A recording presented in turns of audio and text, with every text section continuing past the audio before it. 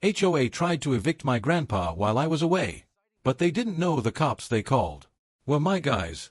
I told them once, don't mess with that old man on the farm. They laughed, sent fines, even sent threats. And when they finally showed up with police, they found out exactly who they were dealing with. Because sometimes, power doesn't come from titles or money. It comes from who answers your call. Hey everyone, welcome back to HOA Stories. My name's Ryan Hale. I live just outside Kansas City, and yeah, I've had my share of HOA nightmares. If you've ever dealt with nosy board members or power-tripping Karens, you're gonna love this one. And if you really hate HOAs, go ahead and hit that subscribe. Type BOOO HOA in the comments if you've ever wanted to tell them off. And please share this video with a friend who's ever had to deal with these suburban tyrants. Alright, let's get into it. When I came back home after 6 months overseas, I wasn't expecting war. I just wanted to see my grandpa, his farm, his old red barn that smelled like hay and diesel, and the man who raised me when nobody else stuck around. But before I even reached the porch, I saw it. A letter, taped to the front door. HOA letterhead, bold and smug. Notice of violation, unauthorized livestock, property neglect, and potential eviction proceedings. I froze. I looked over at Grandpa's tractor, still parked by the barn. His old rocking chair, empty. The wind gently moving it back and forth like it remembered him. My heart sank. I found him out back feeding chickens. He turned, grinning that wide grin with 3 missing teeth. Boy, you finally back. I hugged him tight. He smelled like engine oil and coffee. But I could feel it. Something was wrong. What's this? I asked, waving the letter. He chuckled, slow, tired.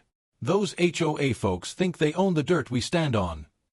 They been at me for months, saying, my barn's too red, my chicken's too loud, my beard too free. He laughed again, but I could see his hands trembling. And then he said it. They sent cops last week, said I was non-compliant, but you'll like this part. He smirked. I told them, go ahead, call your supervisor. He works for my grandson. I blinked. What do you mean, works for you? He grinned wider. You'll see. The next morning, I heard the sound of engines. 3 SUVs rolled up. HOA board member Karen, pink pantsuit, megaphone, confidence of a dictator. And behind her, 5 uniformed officers. She yelled across the yard. This property is under HOA inspection. You are in violation of Community Code 4B, livestock on residential land without approval. Grandpa sat there in his chair, rocking slow. Didn't even blink. Ma'am, this ain't a subdivision. This is my land since 1973. She snapped.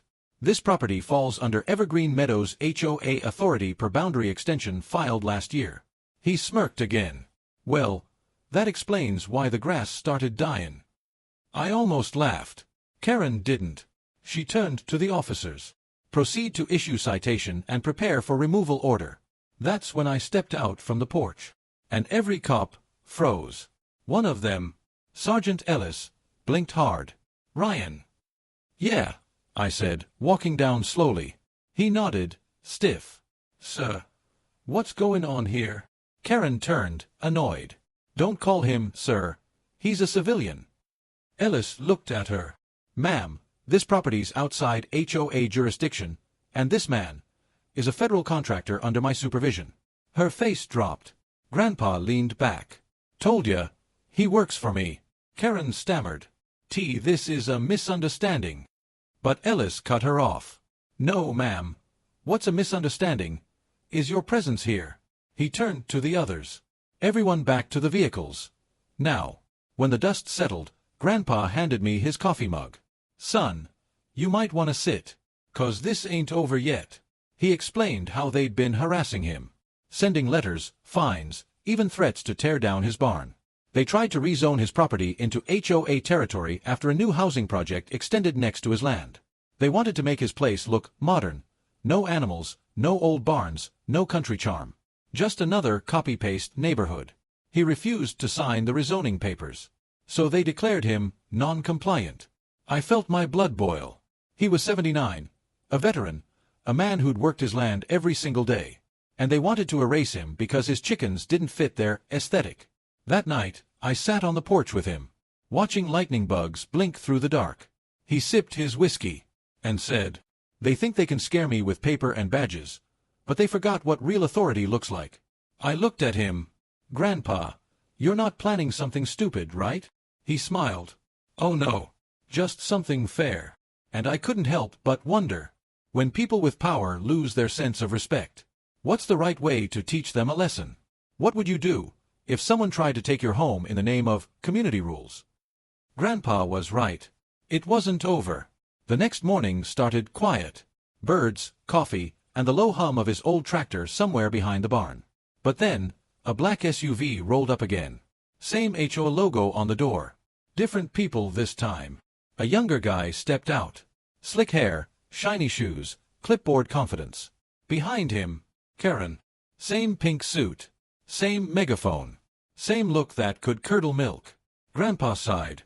"Guess the circus is back."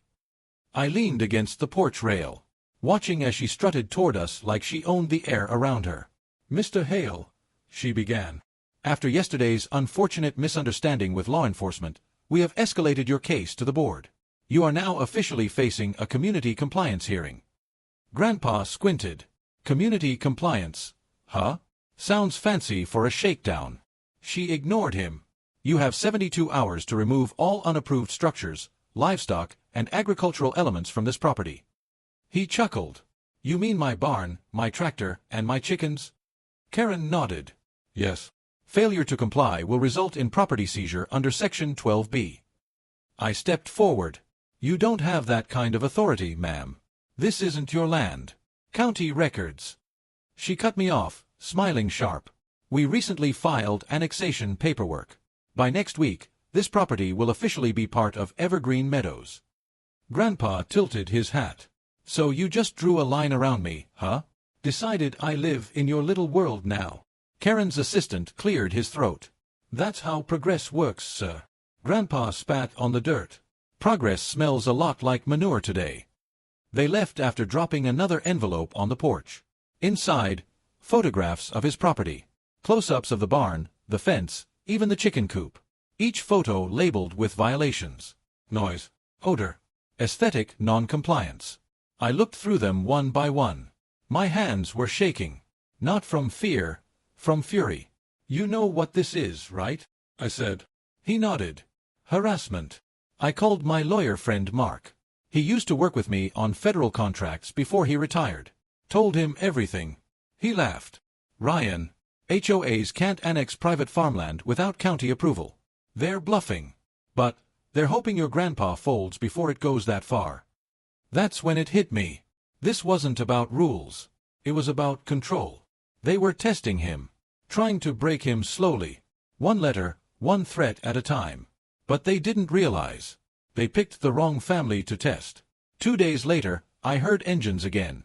But not police this time. Construction trucks.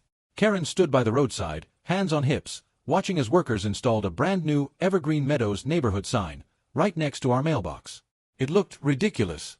Like painting lipstick on a hog. Grandpa came out holding his coffee, stared at the sign, then looked at me. "Think they'll mind if I park my tractor under their new welcome mat?" Before I could answer, she yelled, "You are trespassing on community land, Mr. Hale." He grinned. "I'll keep that in mind when I mow it later." She fumed. "You have until tomorrow to comply." And then she did it. The thing that made my blood boil. She called the cops. Again. When the cruisers pulled up, I recognized them. 2 of my old guys. We'd worked security together back when I was contracting for a federal facility nearby. Solid men. Good hearts. Karen marched toward them like a queen commanding soldiers. "Officers, I need you to issue a citation for trespassing and defiance of community order." They looked at her, then looked at me, then at Grandpa, and burst out laughing. One of them said, "Ma'am, this property's county land. You're lucky you're not trespassing." Her face went red. "You have no idea who you're talking to." The officer smiled. "Neither do you, apparently." He turned to Grandpa. "Sir, you have a nice day." Then looked at me. "See you Sunday for the range session?" I nodded. Wouldn't miss it. Karen just stood there, jaw tight, eyes wide. Then she stormed off. heels crunching gravel like gunfire. That night, Grandpa couldn't stop laughing. Every few minutes he'd slap his knee and repeat, "She called your cops." I laughed too, but deep down, I knew something bigger was coming. People like Karen don't lose gracefully.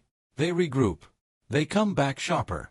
Sure enough, next morning, a certified letter arrived. Notice of mandatory hearing.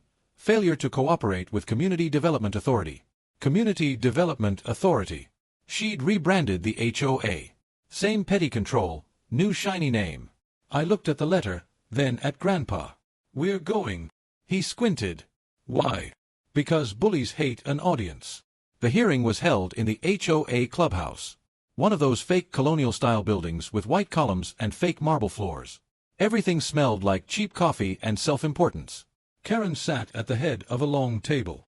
Her board members lined up like obedient ducks. Behind them, a projector displayed photos of Grandpa's farm. Each one labeled, "Code Violation," in red font.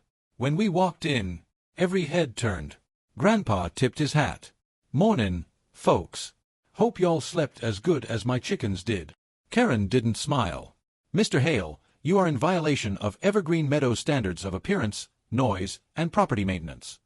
He leaned on his cane. "Well, ma'am, maybe your standards need new glasses." Murmurs spread across the room. One board member whispered, "Can he say that?" Karen raised her voice. "This isn't a joke, sir. Your refusal to comply undermines community harmony." I stepped forward. "Community harmony? You're running a dictatorship with lawn care rules." She snapped. "You don't even live here." "Not yet," I said. "But I own the security contract for half your county. Every cop you calls me first." Silence. You could feel the air change. Even the board members looked uncomfortable. Karen stammered, "That's irrelevant." I smiled. "No. That's balance." After that day, something shifted. HOA trucks stopped coming by. Letters stopped. Even the neighbors who'd been whispering behind fences started waving again. But I knew Karen wasn't done. People like her don't quit. They plot. They find new ways to make your life miserable. And sure enough, a week later, she filed a noise complaint with the county. Said Grandpa's rooster was disturbing the suburban peace. The county officer who showed up? My buddy Ellis. He looked at Grandpa, then at me, then scribbled something on his clipboard and said, "Yep. Rooster sounds fine to me." Karen lost it. I watched her across the street, pacing back and forth, phone pressed to her ear. That's when I realized something about people like her. They're addicted to control. And when you take that away, they self-destruct. Later that night, Grandpa sat on the porch, sipping from his mug, eyes twinkling. "You think she'll come back?" he asked. I shrugged. "She will. People like her always do." He smiled. "Good. I ain't done teachin' yet. Sometimes, I think about that pink suit. That megaphone. That look on her face when the cops saluted me instead of her. And I can't help but wonder. Why do some people need power so bad? They forget how to be human. What do you think? Is power a need, or just an addiction?" Grandpa always said, "Bullies dig their own graves. You just gotta hand 'em the shovel." I didn't know he meant it literally, until that hearing. A week after the first one, Karen sent another letter. Mandatory follow-up evaluation. Failure to comply may result in community removal procedures. Community removal. That's what they called eviction now. Grandpa read it out loud, then folded it into a paper airplane, and threw it across the porch. It landed in his coffee mug. Perfect shot. He smiled. "Guess I'm in compliance now." 2 days later, we walked back into that same fake marble clubhouse. Same polished tables. Same fake smiles. But this time, I wasn't playing defense. Karen looked extra confident. New haircut. New folder. Same megaphone energy, even without the megaphone. "Mr. Hale," she said, "this second hearing is to finalize your non-compliance record and recommend property seizure." Grandpa grinned. "Ah. Y'all move quick when there's land to grab." I sat down beside him, calm, like a lawyer who already knows the verdict. She continued, "Per Evergreen Meadows Charter, your property falls within the extended boundary following annexation." I raised my hand. "Can you show us the county stamp on that?" Karen blinked. "Excuse me. The county approval, the legal seal. You have it, right? She looked to her assistant. He shuffled through papers, panic creeping in. The board members whispered to each other. One of them, an older man with a tired face, leaned forward. Wait. We were supposed to file that last month. Karen glared. I told you to do it. He stammered. The county rejected it, said it's agricultural land, not residential. Grandpa leaned back. Well, I guess you folks been fighting over imaginary borders. The room went silent. You could hear the air conditioner hum. Karen's voice cracked. This meeting is not over. I stood. Actually, it is. I pulled out a folder of my own. Real documents. Real stamps. See this, I said, placing them on the table. This is the deed. And this, I pointed to the seal, is the county's legal record confirming agricultural exemption. Karen blinked fast. This doesn't change HOA policy. No, I said, smiling. It changes reality. One board member, the same tired man, sighed. This isn't right, Karen. We overstepped. She snapped. Don't you dare take their side. But the others were already shifting. One whispered. If the county finds out we faked annexation, we could lose non-profit status. That's when Grandpa leaned forward, voice calm but heavy. You're not losing status, sweetheart. You're losing credibility. Karen's face went pale. Are you threatening me? He smirked. No, ma'am. I'm warning you. As we walked out, I noticed neighbors outside the clubhouse. Some watching through windows. Others standing on lawns, whispering. Word spreads fast in small places. And by the next day, everyone knew. Karen had tried to annex private farmland. Illegally. By noon, county inspectors arrived at the HOA office. By evening, 2 board members had resigned. And by night, Karen was trending on local Facebook groups. #PinkSuitPowerTrip. But like I said, people like her don't quit, they mutate. 2 mornings later, Grandpa's mailbox disappeared. Just gone. Dug out clean from the dirt. In its place, a note, taped to a stake. Unapproved mailbox design per HOA Regulation 9C. I laughed so hard I nearly dropped my coffee. Grandpa just shook his head. Petty to the bone. I went to the garage, grabbed a metal pole, and bolted a brand new mailbox straight onto his old tractor tire. It looked ridiculous and beautiful. We painted the words, approved by nobody, across it. By sunset, the whole neighborhood had driven by to see it. That night, Karen called me. Her voice was cold. You think you're funny? I grinned. Not really, but the county inspector thought it was hilarious. She hissed. You're making a fool of this community. Karen, I said. You did that all by yourself. She hung up.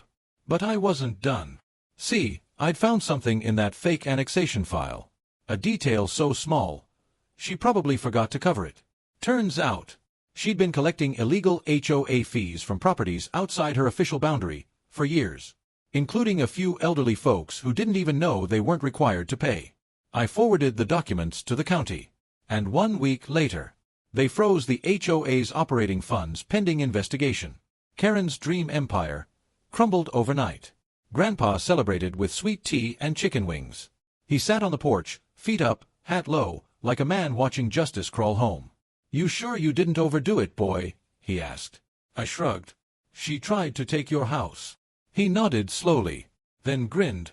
Reckon that makes us even. We sat there, watching the sun fade behind the barn. And for a second, I thought it was finally over. But it wasn't. Because late that night, a car pulled up down the road. Headlights off. Slow. Sneaky. I could hear gravel crunching under tires. Then a figure stepped out. Small, sharp silhouette. Pink jacket glinting in moonlight. Karen. I stepped off the porch. She froze when she saw me. What are you doing here? Asked. She looked nervous, but still tried to sound bold. You think you've won, but this isn't finished. I smiled. Karen, you've already lost. She took a deep breath. You embarrassed me in front of everyone. You made me a joke. I crossed my arms. You did that yourself. She stepped closer. I could make your life miserable. I nodded. You already tried. Didn't work. Her eyes flickered, and for the first time, she looked small, tired, maybe even human. Then she whispered, "You don't understand. I need this job. I built this HOA. It's all I have." I stared at her. For a second, I almost felt sorry for her. Almost. Then I said, "You built a cage, and locked yourself inside it." She blinked, and for a moment, I swear I saw tears. Then she turned, and drove off into the dark. Next morning, Grandpa handed me his coffee mug. Same grin, same calm. "You see her last night?" "Yeah," I said. She looked lost. He nodded. "Power'll do that to folks. Makes 'em forget their people." Later that day, the county officially dissolved Evergreen Meadows HOA. Every homeowner got their freedom back. No more fines. No more pink letters. No more megaphones. And Grandpa, he hung the old HOA notice frame in the barn, right above the rooster's perch, as a trophy. You know, I still think about Karen sometimes.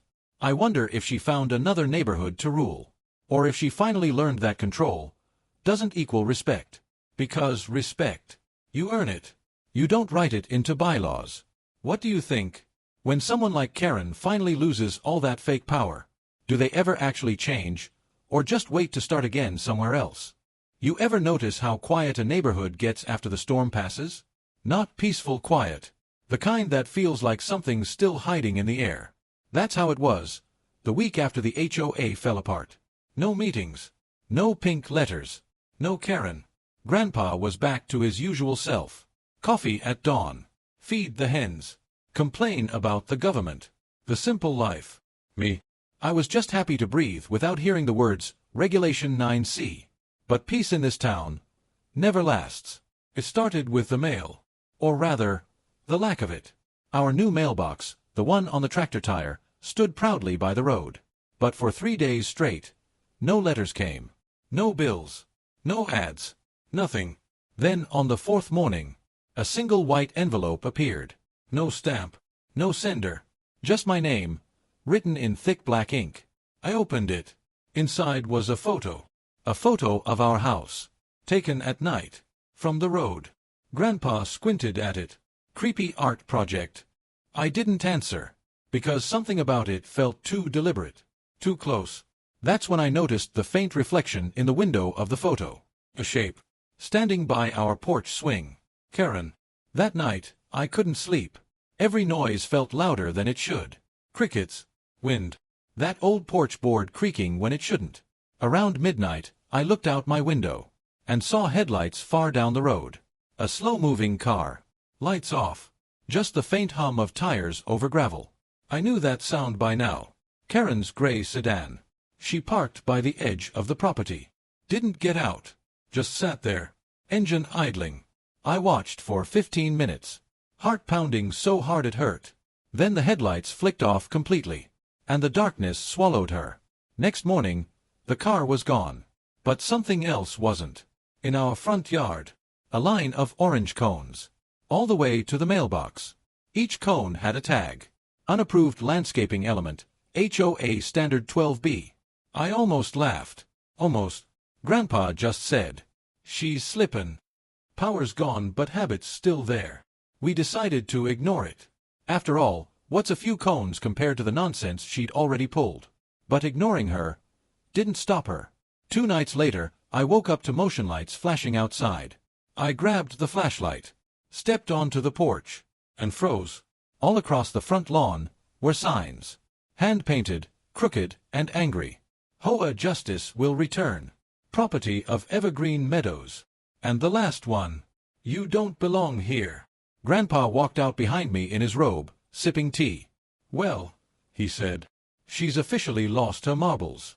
We took the signs down, stacked them in the barn, and for the first time in a while, I saw fear flicker behind Grandpa's usual humor.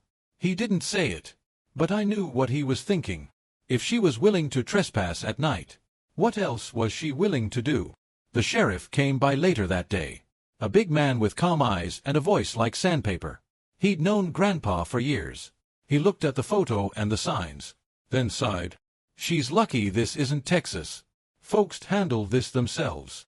Grandpa chuckled. She's lucky I got arthritis. The sheriff promised to keep an eye on things. Told us to lock the doors and call if anything else happened. But that night, it wasn't the doors I worried about. It was what she'd do next. And she didn't disappoint. At exactly 2:17 a.m., the doorbell rang. Just once. Not long enough to wake the dead, but enough to freeze the living. I grabbed the flashlight, crept down the hall, and peered through the peephole. Nothing. Just darkness. But when I opened the door, there it was again. A single white envelope. Same handwriting. Same black ink. Inside was another photo. This time, it was me, standing at the window, looking out. I felt my chest tighten. The photo had been taken through the glass. From outside. She'd been that close. I showed it to Grandpa in the morning. He didn't say a word. Just set the photo down and walked to the shed. An hour later, he came back with a hammer, 2 long nails, and a sign he made himself. He planted it right in the yard. It said, "Trespassers will be introduced to Jesus." Simple, clear, and in his handwriting. The next few days passed quiet again. Too quiet. Until Friday. That evening, as the sun dipped low, we heard something crash near the barn. I ran out, and found Karen's car halfway in the ditch. Driver door open. Engine still running. No Karen. Grandpa limped beside me, looking calm but alert. "Reckon she's finally lost control," he muttered. We called the sheriff. By the time he arrived, Karen was still missing. They searched the woods until dawn. Found tire marks. Footprints. And then, nothing. For a week, her car sat by the road. The county towed it eventually. But something strange happened after that. Neighbors started showing up. One by one. They came to apologize. Turns out, Karen had been blackmailing half of them. Using old fines. Fake violations. Personal gossip. They brought cookies, flowers, even lawn chairs. As if peace offerings could erase years of silent compliance. Grandpa accepted it all graciously. But I could tell, he didn't trust it yet. Because power like hers doesn't vanish, it hides. Then, a letter arrived. This time, official. From the county courthouse. Inside was a notice. Case dismissed due to lack of defendant presence. Karen hadn't shown up for her own hearing. No one knew where she'd gone. Rumors spread fast. Some said she moved to Florida. Some said she joined another HOA under a fake name. One guy swore he saw her working at a garden center 20 miles away. But I knew better. Because late one night, I heard that sound again. Gravel under tires. I looked out the window, and saw nothing. But on the porch, swinging gently in the night breeze, was our old, approved by nobody, mailbox sign. She'd returned it. Grandpa saw it next morning. Didn't say a word. Just smiled faintly. Maybe it was her way of surrendering. Or maybe, her way of saying, "I'll be back." Either way, we left it there. A quiet truce between two tired enemies. Weeks passed, and life found its rhythm again. The hens laid eggs. The porch swing squeaked. And for the first time in a long while, I didn't flinch when the mail truck stopped. But some nights, when the air's too still, and the road's too empty, I swear I still see a flicker of headlights in the distance. And I can't tell if it's my mind, or if Karen's still out there, waiting for a new neighborhood to conquer. You ever wonder, what kind of person fights for power so hard, they forget what they're fighting for? Maybe it's not about rules or order or pride. Maybe it's about control. That hollow kind of control that keeps people like Karen alive. And maybe, that's why people like us have to keep watch. Because even when the HOA's gone, the Karens of the world, they never really are. You ever look at a house, and just know something's not right about it? Like it's watching you back. That's how it started. With the house across the road. Old place, belonged to a family that left years ago. For sale sign sat there so long the paint faded. Everyone called it the quiet house. But one morning, it wasn't quiet anymore. I woke up to hammering sounds. Sharp, rhythmic, too early for comfort. Grandpa was already on the porch, coffee in hand. Eyes narrowed at the house across the road.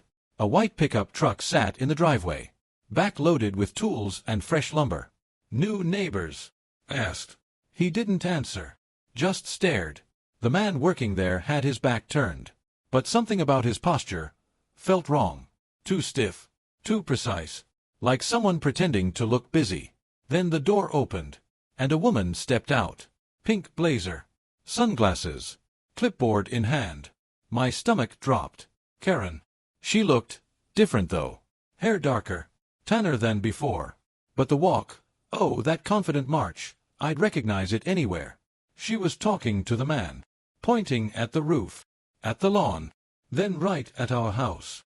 Grandpa set his mug down slowly. Well, he said, I'll be damned. By noon, 2 more trucks had arrived. Guys unloading paint buckets and property inspection signs. Like the whole thing was some government project. The neighbors started peeking out their windows. Half curious, half terrified. Everyone thought she was gone for good. But she hadn't just returned. She'd upgraded. She was calling it a community restoration program. That's what the new flyers said. Printed in red and gold. With her new title.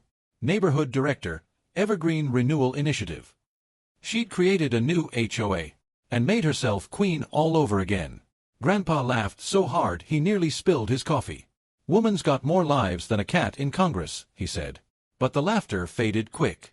Because, within days, she started leaving notes again. First one came taped to our mailbox. Front porch exceeds aesthetic code standard. Please repaint to neutral tone. We ignored it. Next day, another note. Unauthorized poultry structures visible from street view. We ignored that too. By the third note, she didn't even bother with paper. She stood right on our driveway, clipboard in hand, talking to a small camera crew she'd brought with her. See, she said, this is what happens when people resist improvement. I swear she said that word, improvement, like it was divine law. That's when Grandpa walked out. He didn't yell, didn't argue. He just leaned on his cane, squinting in the sunlight. You're trespassing, he said calmly. Karen smiled, that fake sugar smile. Oh, I'm just conducting a community review, sir. Grandpa tilted his head. Community didn't invite you back. She laughed lightly, like she was talking to a child. Some people don't know what's good for them, she said. Lucky for you, I do. Then she turned to her cameraman. Cut that part, we'll reshoot later. That's when it hit me. She wasn't trying to rebuild the HOA. She was filming it. She was making a series. Some sort of online neighborhood rebuild show. Her goal wasn't justice anymore. It was views. And we were her villains. Over the next week, Karen filmed every day. Talking to random neighbors about community image. Walking around measuring fence heights with a golden ruler. Wearing those oversized sunglasses like she was on Good Morning America. Grandpa stayed calm. But I could see his patience thinning. Then came the final straw. The hens went missing. One morning, their coop door was wide open. Feed spilled across the yard. No feathers. No prints. Just gone. Grandpa didn't say much. He just tightened his jaw and walked straight across the road. I followed. Karen was in the yard, fixing her mic. She turned, smile painted on like always. Grandpa, you made it to the new HOA headquarters. He didn't even blink. You take my hens. Her eyes widened slightly. Then she smirked. Oh, you mean those unregistered livestock? They were a safety hazard. I had animal control relocate them. Relocate? He asked. Where? She shrugged. Procedures. Can't disclose details. Then she looked at the camera again. See, folks. This is why regulations matter. That's when Grandpa stepped forward. Voice low, cold, and clear. You don't want to pick this fight again, Karen. And for the first time, I saw her hesitate. Just for a second. Then she smiled again. And said softly, Oh, I already won. That night, her truck lights shone straight into our house. Bright. Blinding. Like spotlights. Grandpa turned them off by firing a warning shot in the air. The next day, she called the cops. But when they arrived, they weren't the same officers as before. They were his guys. Sheriff's deputies who'd grown up with Grandpa. They talked to her politely. Then told her to pack up her filming equipment and leave private property. She argued. She screamed. She quoted county codes like scripture. But the officers stood firm. One of them even said, "Ma'am, you're trespassing on the wrong legend's land." That line went viral later. Someone filmed the whole thing from a porch across the street. Within 24 hours, her Community Renewal Initiative page was gone. The trucks disappeared. The paint buckets left behind. But the house across the road stayed empty again.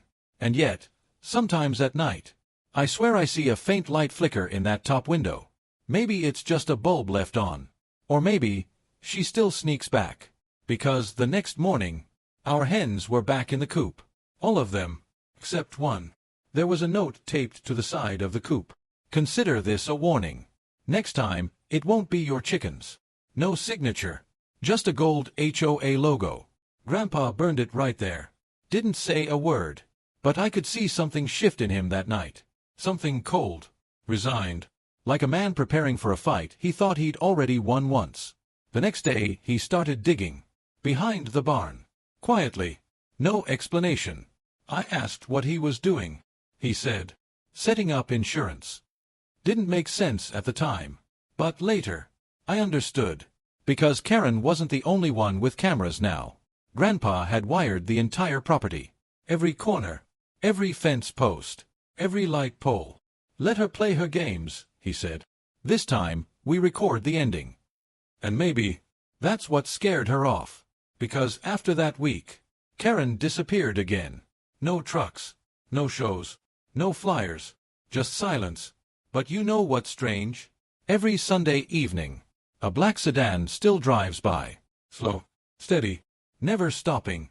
And every time, it slows down near the mailbox. Like someone's checking. Then it rolls away. I stopped being scared of it. Because I finally understood something Grandpa said once. Bullies don't vanish, boy. They just look for the next fence to measure. Maybe Karen found hers. Or maybe she's waiting for us to slip up. Either way, we keep the porch lights on now. And the cameras rolling. Because in a town like ours, peace ain't permanent. It's just the pause between letters. You ever think about that? How some people need to control things.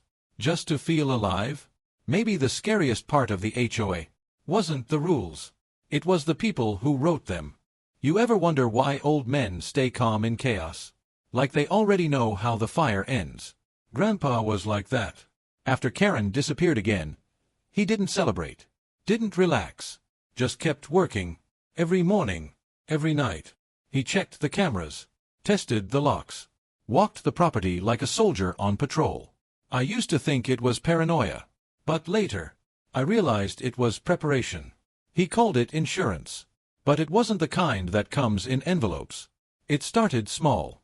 He wired motion sensors behind the coop. Then on the fence line. Then in the barn rafters. Each time he finished a section, he'd smile that quiet, tired smile. "Let her come," he'd mumble. "She'll write her own confession." A few weeks passed. The town forgot about Karen again. Or pretended to. The HOA signs were gone. But her ghost still lingered.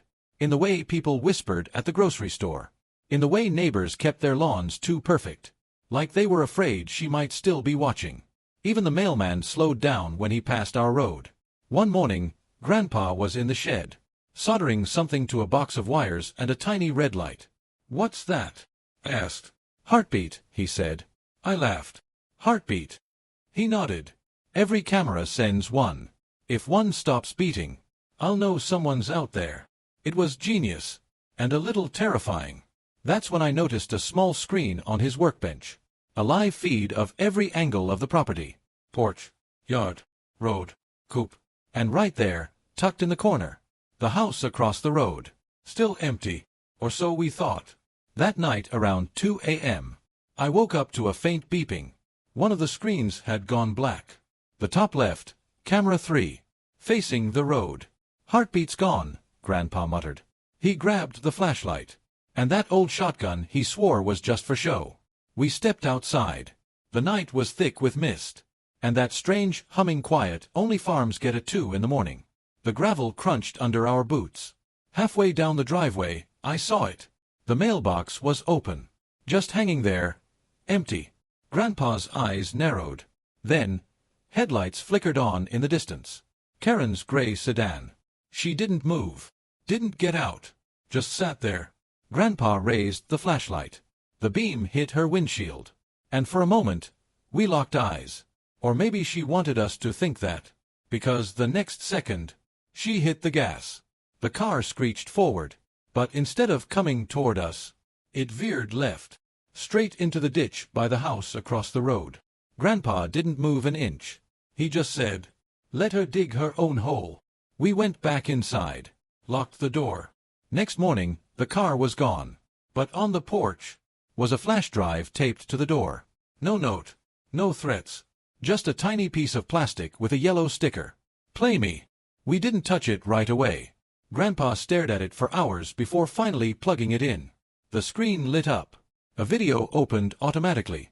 It was Karen. Sitting in that empty house. Camera pointed at her face. She looked tired. Not angry, just hollow. "I built something once," she said. "Something to make people behave." Her voice cracked slightly. "They laughed. They called me crazy. They called me controlling. But rules keep people safe. Don't they?" She took a breath. And smiled that unsettling, perfect smile again. "Maybe I lost control. Maybe I became what I hated. But guess what? This place needed order." Then she leaned closer. "And you, old man, you're the reason it all fell apart." The video ended with static. Grandpa said nothing for a while. Then he turned off the monitor and said quietly, "She ain't done yet." 2 nights later, the heartbeat alarm beeped again. This time, 3 cameras went black. At once. Grandpa moved faster than I'd ever seen him move. Boots, jacket, shotgun. We went out back. And found the fence gate open. The coop door was swinging. But the hens were still there. Then I saw it. Tiny black dots on the fence posts. Cameras. Hers, not ours. Hidden, wireless, brand new. She'd been watching us. Using the same tricks Grandpa used to protect us. Grandpa's face went stone cold. He ripped each one out. Smashed them under his boot. Then he pointed toward the house across the road. Its top window was glowing again. Faint. Flickering. Like a candle in the dark. He whispered, "She's back inside." We called the sheriff. He came with 2 deputies. They searched the house top to bottom. Empty. No Karen. No furniture. Just a sleeping bag and an empty coffee thermos. But there was one thing in the living room. A folder. Marked Evergreen 2.0. Inside, copies of property maps. Names of residents. HOA fine lists. And one note at the bottom. Phase 2, acquisition. Grandpa exhaled slowly. "She's building a new HOA, again." The sheriff took the papers. Told us to stay alert. But that night, something strange happened. At exactly midnight, all of Grandpa's cameras went dark. Every single one. The house went quiet. So quiet it felt like the air was holding its breath. Then, knock knock. 2 slow knocks on the front door. Grandpa looked at me. Eyes calm but sharp. He whispered, "Stay behind me." He opened the door. And no one was there. Just another flash drive taped to the frame. We played it. Same static intro. Same dim room. But this time, Karen wasn't talking. She was holding something. One of our cameras. She pointed it at the screen. Showing us, watching her. It was like an infinite mirror of paranoia. Then she whispered, "You watch me. I watch you." The video ended. Grandpa finally smiled. That dangerous kind of smile people get right before they win. "All right, Karen," he said. "You wanna play surveillance war? Let's go." The next day, he drove into town. Came back with 3 boxes of solar motion lights. A cellular router. And a waterproof box. He spent hours wiring something near the road. I asked what it was. He just said, "A message she can't ignore." That night, when her sedan appeared again, the moment her headlights hit our mailbox, the motion lights flared to life, and a massive projection lit up on the side of the barn. Footage of Karen herself, from her own flash drives, spliced together, every threat, every fake fine, every trespass, her face 20 feet tall, broadcast into the night. And across the top, Grandpa had added text, "Property of nobody." She slammed her car in reverse. Sped off so fast dust filled the road. Grandpa watched silently, arms folded, a faint grin. "She can't erase what she recorded," he said. "Insurance always pays out." After that night, she never came back. The sedan stopped driving by. The lights across the road stayed dark. The camera's heartbeats stayed steady. For the first time in months, Grandpa slept in. And me. I started to believe it might really be over. But sometimes, when the wind's just right, I swear I can hear her voice carried across the fields. Faint, distorted, like a recording stuck on repeat. "You watch me. I watch you." And every time I hear it, I remember Grandpa's rule. Never underestimate people who think they're keeping order. Because sometimes, chaos is the only thing that keeps us free. You ever think about that? How control and safety start to look the same when fear gets loud enough.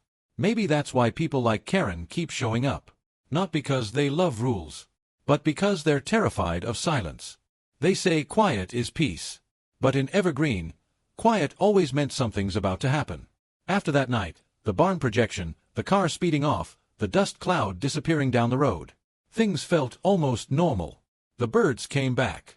The mail started arriving again. Neighbors waved like they used to.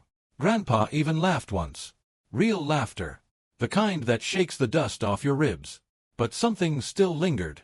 A heaviness in the air. Like the story wasn't done telling itself.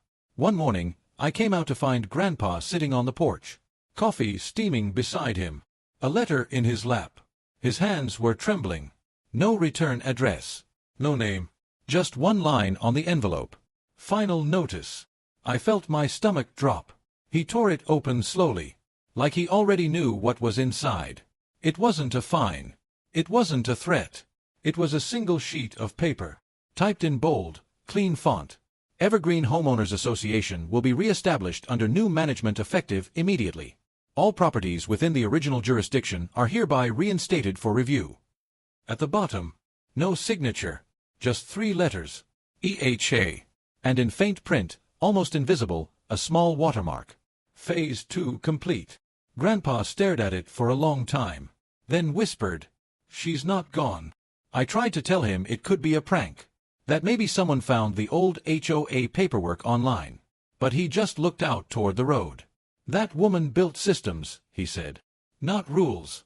Systems keep running even when people don't." Later that day, he packed a small wooden box, sealed it with duct tape, and wrote on top in marker, "If Evergreen calls again, play this." I didn't ask what was in it, and he didn't offer to tell. He put it on the top shelf in the shed, next to the old security hard drive, and his camera schematics. Then he went back to fixing the fence, whistling under his breath like nothing had happened. But that night, the heartbeat alarm beeped again. One single camera, the one facing the road, had gone dark. Grandpa went out with the flashlight. I followed, and there, nailed to the mailbox, was another envelope. This one, handwritten, the pen strokes sharp and looping, just like hers. He opened it right there under the porch light. Inside were photos, black and white, grainy, pictures of him, of me, of the barn, each one stamped with a date and a seal that said, HOA Evidence Record. At the bottom of the stack, a single photo of Karen, but not recent. It looked decades old, younger, standing next to a different sign. Evergreen Estates, established 1984. And there, right beside her, was Grandpa. My knees went weak. "Grandpa, what is this?" He didn't answer right away, just stared at the photo like a ghost had stepped out of it. Finally, he said quietly, "She wasn't always like that." He told me then, the story he'd never told anyone. Back in the 80s, he was one of the founding members of the first Evergreen HOA. It started small, neighbors pooling money to fix the road, clean up the ditches, keep the place nice. And Karen, she was the treasurer, smart, organized, fierce. She kept us honest, he said, until people stopped listening. He said the HOA slowly turned into something else, a weapon, a power trip. And when Karen started enforcing fines on widows and veterans, he quit, walked away, moved across town. Years later, when the association collapsed, she vanished. Until the new HOA came back. This time under a new name. Same woman. Same control. You helped build her, I whispered. He nodded. Maybe that's why she won't let me rest. That night, Grandpa didn't sleep. He stayed out in the shed, working with those wires again. The glow of the monitor lighting up his face like a ghost story. By dawn, he came inside, poured himself a coffee, and said, "It's time." He handed me the wooden box. "If anything happens to me, take this to the sheriff." By evening, the sky turned red, and the heartbeat alarms went wild. Every single camera flashing red lights. Grandpa ran to the door, and I followed. Down the road, a long black SUV was crawling toward us. Not her gray sedan. Something new. The windows were tinted. No plates. It stopped at the end of the driveway. A man in a black suit stepped out. Not police. Not county. He held up a clipboard and said, "Mr. Reeves, we're here to finalize the Evergreen reassessment." Grandpa didn't move. The man smiled. Cold and professional. "Failure to comply will result in property forfeiture under Section 12C. That's when Grandpa laughed. Not a nervous laugh, a real one. Like he'd been waiting for this moment. "You can tell Karen," he said, "that her system just expired." Then he reached into his pocket and pressed a small button on his key fob. Every motion light on the property turned on. The projector on the barn fired up. The entire yard lit up like daylight. On the side of the barn, a video started playing automatically. Karen's old footage again. But this time, edited. A voiceover, Grandpa's voice, played over it. They built a system to control people. To watch them. But they forgot one thing. Cameras record both ways. The man in the suit froze. Behind him, more cars were pulling up. Same black SUVs. No plates. And all at once, the projection switched to live feeds. Every camera, every angle, even theirs. The words across the top read, "Live to county records, public domain." They panicked. The man shouted for someone to cut the feed. But it was too late. Grandpa's insurance had done its job. He'd wired the whole system to auto-upload every recording to the county's open evidence portal. Every fake fine, every trespass, every name exposed. They left within minutes. SUVs backing away. No words. No arrests. The property went silent again. Grandpa finally sat down on the porch and smiled. "Told you," he said. "Insurance always pays out." 2 weeks later, he passed away in his sleep. No struggle. No warning. Just gone. Peaceful. Like the fight finally ended inside him. After the funeral, I found the wooden box again. This time I opened it. Inside was a small flash drive, a folded letter, and the old HOA founding papers. The letter said, "If you're reading this, it means the cycle started again. People will always rebuild control. They call it safety. But remember, freedom isn't loud. It's quiet. Guard it." He'd signed it. Grandpa, co-founder, Evergreen 1984. A month later, I drove past the county office. On the bulletin board outside was a new flyer. Evergreen Homeowners Alliance, now accepting volunteers. Same fonts, same language, same rules. No mention of Karen. But when I looked closer, the signature at the bottom read, K. Reeves. My hands went cold. Reeves. A name. Not hers. Mine. I don't know who filed it, or how they got my name on that paper. But maybe that's how it works. Maybe once you fight control long enough, you become the next person trying to rebuild it. Maybe that's what Grandpa meant. That insurance isn't just protection. It's inheritance. So I took the flash drive, plugged it in, and watched the final video. Grandpa looked straight into the camera, eyes calm as ever. "If she comes back, don't fight her. Just make sure the cameras are rolling." He smiled one last time, and the screen went black. I still live here. Same porch. Same coffee mug. Same wind through the fence posts. Sometimes I think I see her car again. The gray sedan parked by the trees. Engine off. And sometimes, I think I see Grandpa sitting beside me, nodding slowly, waiting. Because out here, in Evergreen, The HOA never really dies. It just learns new names.